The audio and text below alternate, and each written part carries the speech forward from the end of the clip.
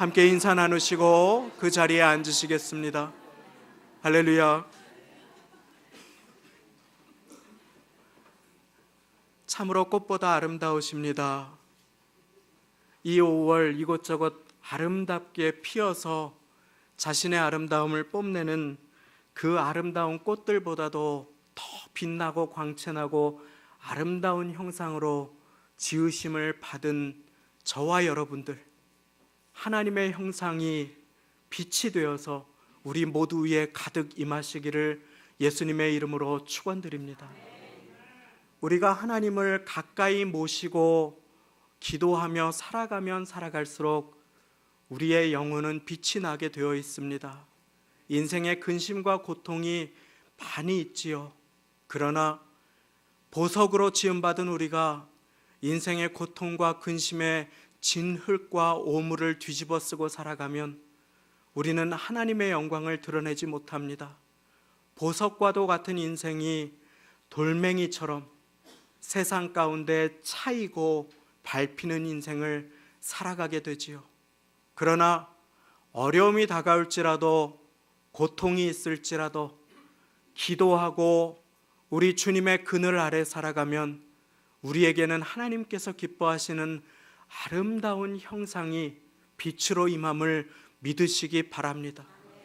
모세가 인생의 어려움 가운데 산에 올라 주님을 붙잡고 간절하게 기도하고 내려왔을 때 그 얼굴에 하나님의 광채가 임하였으나 모세는 깨닫지 못하였습니다. 이 자리에 계신 우리 모두는 하나님의 광채로 반짝반짝 빛나며 꽃보다 아름다운 향기를 바라며 살아가야 하는 영혼들이심을 믿습니다. 그러나 우리의 인생이 쉽지 않습니다. 때로는 두려움의 오물이 우리를 덮었습니다. 때로는 아픔과 근심의 흙이 우리를 덮어버릴 때가 얼마나 많이 있는지 모릅니다. 그래서 우리는 세상의 빛으로 지으심을 받았는데 빛으로 살아가지 못하고 어두움으로 살아갈 때가 많이 있습니다. 근심으로 살아갈 때도 많이 있습니다. 두려움과 아픔으로 살아갈 때도 참 많이 있습니다. 그와 같은 우리의 인생, 하나님의 형상을 닮아 아름답게 빛나며 고통과 두려움 속에 어려움과 외로움 가운데에도 반짝반짝 빛나며 하나님의 영광을 드러내며 빛으로 살아갈 수 있는 그 비결을 오늘 말씀은 우리 모두에게 알려주고 계십니다. 제가 시편 128편 1절 말씀을 읽어드리겠습니다. 여호와를 경외하며 그 도에 행하는 자마다 복이 있도다. 축복된 자, 하나님의 형상을 드러내며 빛이 되어 살아갈 수 있는 인생은 어떤 인생인가? 여호와를 경외하며 그 도에 행하는 자마다 복이 있도다.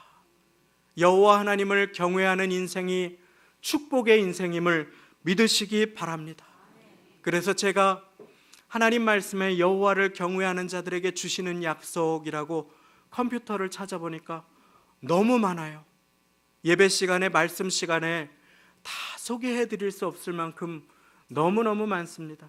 그래서 한두 구절만 찾아보았습니다. 잠언 9장 10절 말씀은 여호와를 경외하는 것이 지혜의 근본이라 하시고, 시편 25편 12절 13절 말씀에 보시니까 여호와를 경외하는 자 누구뇨?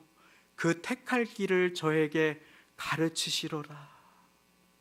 여호와의 친밀함이 경외하는 자에게 있으며 그 언약을 저희에게 보이시리로다.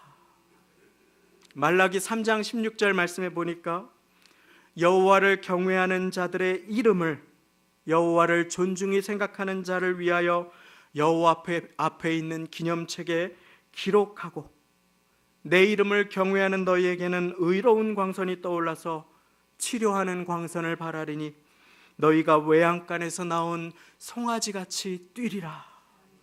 모두 다 여호와 하나님을 경외하는 자들에게, 인생에게 주시는 약속입니다. 그래서 오늘 시편 128편은 6절의 말씀 가운데 5절이 하늘의 복을 우리에게 말씀하여 주시며 여호와 경외를 이야기하여 주십니다. 하나님의 축복은 여호와를 경외하는 자에게 임함을 믿으시기 바랍니다. 그러면 여호와를 경외하는 것이 무엇입니까? 오늘 말씀을 통해 2가지를 우리의 마음 가운데 배우고 새기는 시간을 갖고자 합니다. 가장 우선적으로 여호와를 경외한다는 것은 사람들의 시선보다 하나님의 시선을 의식하며 살아가는 것임을 믿으시기 바랍니다. 하나님의 눈을 의식하며 살아가는 것, 그것이 바로 여호와를 경외하는 것입니다. 이것이 무슨 말씀입니까? 골리앗이라고 하는 장수가 이스라엘 하나님 여호와의 이름을 모욕하며 나와 싸웁니다. 그는 기골이 장대합니다. 그 찬 칼 하나가 어른의 키만 합니다. 모두가 두려워하여서 그 모습에 압도되어 여호와 하나님의 이름이 모욕을 당할 때에 아무도 나서지 못합니다. 그런데 소년 다윗이 하나님의 시선을 의식하고 그 앞에 나아갑니다. 물맷돌 몇 개를 가지고, 고작 돌멩이 몇 개를 가지고, 너는 칼과 창으로 나에게 오거니와 나는 만군의 여호와의 이름으로 너에게 나아간다 하고 그의 앞에 섭니다. 하나님의 시선을 의식하지 않았더라면, 골리앗보다 크신 하나님을 믿음의 눈으로 바라보지 못했더라면 결코 할 수 없는 일을 하나님만 바라보며 행한 것입니다. 그는 하나님을 두려워합니다. 자기의 목숨을 빼앗으려고 하는 사울 왕을 죽일 기회가 있었음에도 불구하고 하나님께서 기름 부으셨다는 이유 하나 때문에 그의 생명을 빼앗지 않고 옷자락을 살짝 벨 정도로 여호와 하나님의 시선을 의식하고 의지하며 살아갑니다. 그런데 하나님께서는 여호와를 경외하는 그를 축복하여 왕으로 세워주시는데 그때 문제가 생깁니다. 인생의 권력이 정점에 달하고 정복하는 나라마다 이기게 해주시는 그 승리의 싸움을 하는 중에 다윗 왕은 궁궐에서 그만 여호와를 경외하는 마음, 하나님의 시선을 두려워하는 마음을 잃어버립니다. 부하들은 나가서 죽을 힘을 다해 목숨을 걸고 싸우는데 한가로이 궁궐에서 호화로운 음식을 즐기며 산책합니다. 무료합니다. 심심합니다. 그러다가 죄의 유혹에 빠져버립니다. 범죄로 하나님의 임재를 잃어버리고 하나님으로부터 끊어진 인생을 살게 됩니다. 언제 그렇게 됩니까? 여호와 하나님께서 지금도 나를 지켜보고 계시고 내 곁에 함께하여 주신다라고 하는 그 사실을 망각할 때, 여호와 경외를 잊어버릴 때 우리는 죄의 유혹에 넘어지고 마는 것입니다. 다윗 왕은 그것을 깨닫고 통곡합니다. 눈물로 베개를 적십니다. 그리고 여호와 하나님께서는 회개하는 자를 용서하여 주시는 선하시고 좋으신 하나님 되심을 믿으시기 바랍니다. 다윗 왕은 용서를 받습니다. 은혜를 입습니다. 하나님께서 일평생 나와 함께 계시는구나 라고 하는 그 약속을 마음 가운데 새깁니다. 그리고 다윗 왕은 노년에 몸이 차가워집니다. 열왕기상 1장에 보면 왕의 신복들은 그 왕을 위해서, 나이든 왕을 위해서 이스라엘 사방 경내를 뒤져서 가장 아름다운 여인 아비삭이라고 하는 여인을 찾아서 왕의 시종을 들게 합니다. 말씀드리기도 무한한 이와 같은 내용은 사실은 왕이 있던 시대에는 어느 곳에서나 흔하게 행하여지던 일이었습니다. 그런데 다윗 왕이 심히 아리따운 그 여인이 왕을 봉양하며 수종하였지만 다윗 왕이 더불어 동침하지 않았다고 열왕기상 1장 4절은 우리에게 증거하여 주고 계신 것입니다. 왜 그렇습니까? 다윗 왕은 젊었을 때 범죄한 자신을 용서하여 주신 하나님을 모시고 살아간 것입니다. 다윗 왕은 지금 그곳에 나와 함께 계신 하나님의 시선을 기억하고 살아갔던 것입니다. 연세가 들어 몸이 차가워지고 기력이 쇠하고 분별력이 감퇴한 중에서라도 나를 사랑하시고 나를 용서하신 주님께서 지금도 불꽃 같은 눈동자로 내 곁에 함께 계신다고 하는 것을 의식하며 여호와를 경외하며 살아갔던 다윗 왕을 통해서 하나님께서는 당신의 뜻을 이루어 주시고 예수님을 보내시는 통로로 사용하여 주십니다. 아브라함과 다윗의 자손 예수 그리스도의 세계라. 우리가 인생을 살아갈 때에, 사망의 음침한 골짜기를 지나갈 때에, 문제에 눌릴 때에, 고통의 파도가 다가올 때에 그것보다 더 크신 하나님께서 우리 인생에 우리 모두와 함께 계심을 믿으시기 바랍니다. 다윗 왕은 그것을 믿었습니다. 시편 23편 4절 말씀입니다. 내가 사망의 음침한 골짜기로 다닐지라도 해를 두려워하지 않을 것은 주께서 나와 함께 하심이라. 주님께서 나와 함께 계신 것을 기억하며 살아가는 인생은 축복이 임함을 믿으시기 바랍니다. 그것이 오늘 시편 128편 1절의 말씀입니다. 여호와를 경외하며 그 도에 행하는 자마다 복이 있도다. 세상은 직급이 높은 사람이 복받은 사람입니다. 세상은 물질이 많은 사람이 복받은 사람입니다. 그러나 하나님의 눈앞에 참되게 축복받은 인생은 여호와를 경외하는 인생인 것입니다. 그 인생에 하나님께서는 약속하여 주십니다. 네가 내 손이 수고한 대로 먹을 것이라. 내가 복되고 형통하리로다. 축복과 형통의 삶을 약속하여 주시면서 네가 뿌린 대로 거두는 인생 약속하여 주시는 것입니다. 우리는 수고한 대로 거두는 인생이 얼마나 복된 인생인지 알지 못합니다. 기도한 대로 응답받는 인생, 바라고 땀 흘린 대로 수확을 거둘 수 있는 인생은 참으로 큰 축복입니다. 이것이 무슨 말인지 와닿지 않으시면 잠깐 종합병원 앞에, 응급실 앞에 가서 한 5분, 10분만 계셔 보십시오. 이것이 무슨 말인지 우리의 피부에 와닿을 것입니다. 멀쩡하게 잘 운전하던 사람이 갑자기 다가온 차 때문에 한순간에 사고를 맞기도 하는 것이 우리의 인생의 모습입니다. 내가 잘한다고, 나만 잘한다고 되는 것이 아닙니다. 농부가 씨를 흘리고 여름 내내 애써도, 삼복 더위에 구슬땀을 흘려도 가을에 큰 물이 한번 지고 나면 수확을 거두지 못하는 것이 우리의 인생인 것입니다. 과수원에 묘목을 여러 해 심어서 잘 가꾸어 돌봐주어도 가을에 태풍 한번 지나가고 나면 열매들이 우수수 떨어져 버리는 것이 우리의 인생의 모습일 수 있는 것입니다. 그때에 우리의 손의 수고의 결과를 하나님께서 책임져 주시고 취하도록 돌봐주신다 하는 것은 참으로 복된 축복임을 믿으시기 바랍니다. 여호와께서 세우시지 않으시면 성을 세우는 자의 수고가 헛됩니다. 여호와께서 지켜주지 않으시면 지키는 자의 공로와 노력은 아무것도 아닌 것입니다. 우리가 아무것도 아닌 듯이 무료하게 살아온 한 주간이 하나님의 기적이요 돌보심의 증거임을 믿으시기 바랍니다.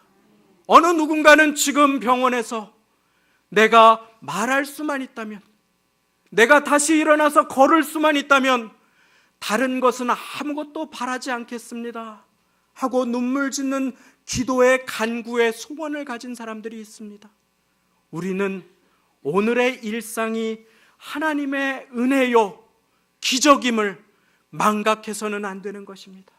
그렇게 하나님께 감사하고 경외하며 한순간 한순간을 살아갈 때에 하나님께서는 우리를 축복하여 주신다고 오늘 말씀은 약속하여 주시는 것입니다. 이처럼 하나님을 의식하고 사는 것이 경외의 첫 번째 정의라고 한다면, 두 번째 하나님을 경외한다라고 하는 의미는 아브라함이 그 소중한 독자 이삭을 드릴 때에 하나님의 사자의 입술에서 터져나왔던 고백을 통해서 배울 수 있습니다. 하나님의 사자의 고백을 제가 읽어드립니다. 창세기 22장 12절 말씀입니다. 사자가 가라사대 그 아이에게 내 손을 대지 말라. 아무 일도 그에게 하지 말라.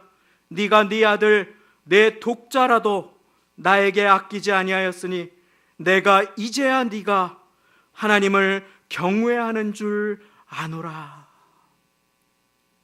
이 말씀에 따르면 경외의 정의는 하나님보다 소중히 여기는 것, 하나님보다 아끼는 것이 없는 것입니다. 쉽게 말하면 경외는 하나님을 가장 사랑하는 것임을 믿으시기 바랍니다. 어떻게 연약한 우리가 하나님을 가장 사랑할 수 있습니까? 우리의 힘으로 할 수 없습니다. 그러나 당신에게 전부이신 독생자 예수 그리스도를 나에게 보내어 주신 하나님의 사랑, 하늘을 두루마리 삼고 바다를 먹물 삼아도 다 기록할 수 없는 그 하나님의 나에게 베푸신 그 사랑을 의지하면 우리는 하나님을 경외하는 인생, 하나님을 가장 사랑하는 인생으로 나아갈 수 있음을 믿으시기 바랍니다. 그래서 선지자 하박국은 이렇게 고백합니다. 무화과 나무 잎이 마르고 포도 열매가 없을지라도, 감람나무 열매가 그치고 논밭에 식물이 없을지라도, 우리의 양떼가 없으며 외양간에 송아지가 없을지라도 나는 여호와 하나님을 인해 즐거워하며 나의 구원의 하나님을 인하여 기뻐하리로다. 하나님을 기뻐하면 하나님께서는 모든 것을 더하여 주십니다. 그러나 우리가 세상의 것들을 하나님보다 더 사랑하기 시작하면 하나님 경외의 축복은 우리를 지나쳐 버리는 것입니다. 우리는 하나님을 경외할 때, 하나님의 시선을 의식하고 하나님을 가장 사랑할 때 비로소 하나님의 축복이 임하는 인생, 누구보다 무엇보다 빛나는 인생으로 부르심받은 사람들임을 믿으시기 바랍니다. 일전에 한 성도님을 통해서 들은 이야기가 있습니다. 그분이 오래전에 미용실을 하셨습니다. 너무 형편이 어려운 가운데 미용실을 하시는 중에 우리 주님을 깊이 만나게 되었습니다. 그 주님의 사랑이 얼마나 감사하고 고마웠던지 그분이 미용실을 운영하면서 형편이 넉넉하지 않은데 조금씩 떼어서 하나님께 드릴 물질을 한쪽에 따로 두셨었다고 합니다.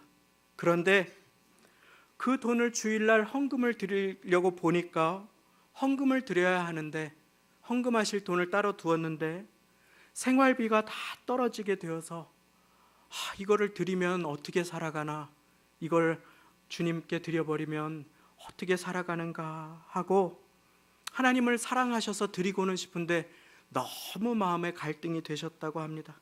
그러다가 기도하고 믿음으로 그것을 나를 사랑하시는 하나님께 그냥 드리게 되셨다고 합니다. 그런데 이게 웬일입니까? 그날 갑자기 그 미장원에 파마 손님이 11명이 들이닥치셨다고, 11명이 오셔서 파마를 하게 되셨다고 하는 이야기를 듣고 참 마음이 기쁘고 감동이 되었습니다. 사랑하는 여러분, 제가 헌금 많이 드리시라고 이 말씀 드린 것 아닌 것 아시지요? 주님보다 다른 것 더 사랑하지 마시기를 예수님의 이름으로 부탁드립니다. 주님보다 더 사랑하는 것이 있으면 그것이 없어질 때 우리는 좌절하고 실망합니다. 주님보다 더 높이 둔 것이 있으면 하나님께서는 그것을 깨뜨리십니다. 그렇기에 사랑하는 여러분, 물질을 하나님보다 높이 두셔도 나의 배움을 하나님보다 높이 두셔도 내 생각을 하나님의 자리에 하나님을 몰아내고 두시면 우리는 축복의 인생, 감사의 인생으로 나아갈 수 없게 되는 것입니다. 여호와를 경외하는 인생, 하나님을 의식하는 인생, 그리고 하나님만 가장 사랑하는 인생, 그 인생으로 우리가 결단하면 우리는 눈이 부신 인생, 보석 같은 인생, 하나님께 존귀하게 쓰임받는 인생을 살아갈 수 있게 됩니다. 그러면 물질이 많지 않아도, 반찬이 많지 않아도 화목한 가정으로 살아갈 수 있게 됩니다. 3절 말씀을 읽어드립니다.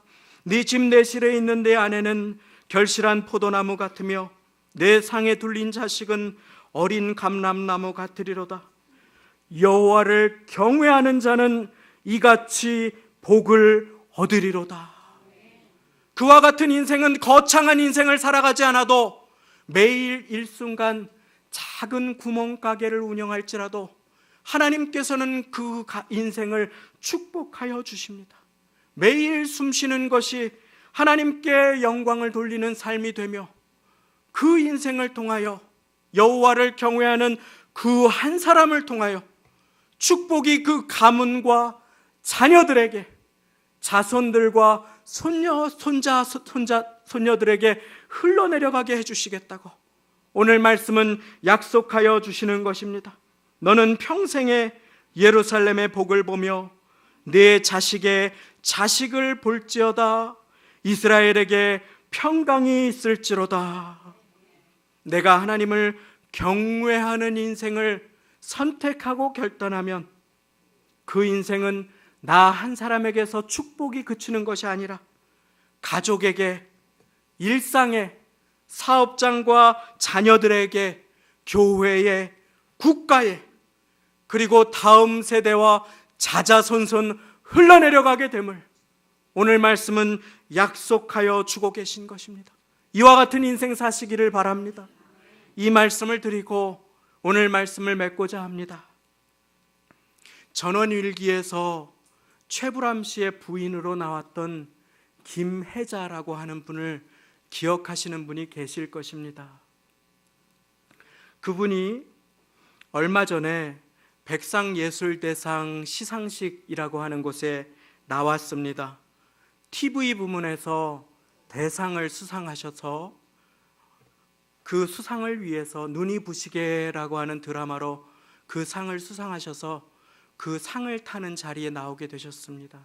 그런데 그분이 그렇게 해서 상을 타기 위해서 나온 자리에서 마이크가 주어지자 하는 첫 마디가 저를 깜짝 놀라게 했습니다. 그분이 이렇게 고백하는 것이었습니다. 나의 힘이 되신 여호와여, 내가 주님을 사랑합니다. 인기를 의식하고 물질을 의식하고 살아갔다면 결코 드리지 못할 고백이 아닙니까? 나의 힘이 되신 여호와여, 내가 주님을 사랑합니다. 그런데 상 타서 뽐내려고 하는 고백이 아니라 그분의 삶의 모습이 제가 느껴졌습니다. 방글라데시의 어린이들을 돕고 월드비전을 후원하고 아프리카를 찾아다니는 그 모습이 그냥 착한 사람이, 돈 많은 사람이 가진 물질을 의미 있는 곳에 쓰고자 했구나라고 착각했는데 주님을 사랑해서 하신 일이었구나 라는 생각이 들었습니다. 그래서 제가 컴퓨터를 검색해 보았습니다. 그랬더니 김혜자 씨가 권사님이셔요. 남대문 교회 권사님이신데 참 독실한 신앙으로 귀하게 살아가신다고 하는 이야기가 전해진 것이었습니다. 그분이 수상 소감을 말하면서 나의 힘이 되신 여호와여, 내가 주님을 사랑합니다 라고 하며 자기가 뽑힐 줄 몰랐는데 수상 소감을 어떤 걸 말해야 될지 모르겠다라고 하다가 눈이 부시게라고 하는 드라마에서 자기가 했던 나레이션을 가지고 왔는데 그것이 저의 마음에 참 깊이 남았습니다. 그래서 제가 그것을 읽어드리고 오늘 말씀을 마치고자 합니다. 내 삶은 때론 불행했고 때론 행복했습니다. 누군가는 삶이 한낱 꿈에 불과하다지만 그럼에도 살아서 좋았습니다. 새벽에 쨍한 차가운 공기, 꽃이 피기 전 부는 달콤한 바람, 해질 무렵 우러나는 노을의 냄새, 어느 하루 눈부시지 않은 날이 없었습니다. 지금 삶이 힘든 당신, 이 세상에 태어난 이상 당신은 이 모든 걸 누릴 자격이 있습니다. 대단하지 않은 하루가 지나고 또 별거 아닌 하루가 온다 해도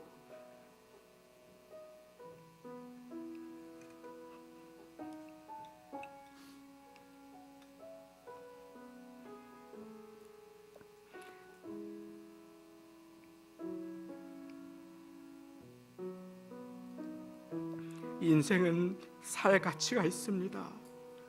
후회만 가득한 과거와 불안하기만 한 미래 때문에 지금을 망치지 마세요. 오늘을 살아가세요. 눈이 부시게 당신은 그럴 자격이 있습니다. 누군가의 엄마였고, 누군가의 누이였고, 누군가의 딸이었고, 그리고 나였을 그대들에게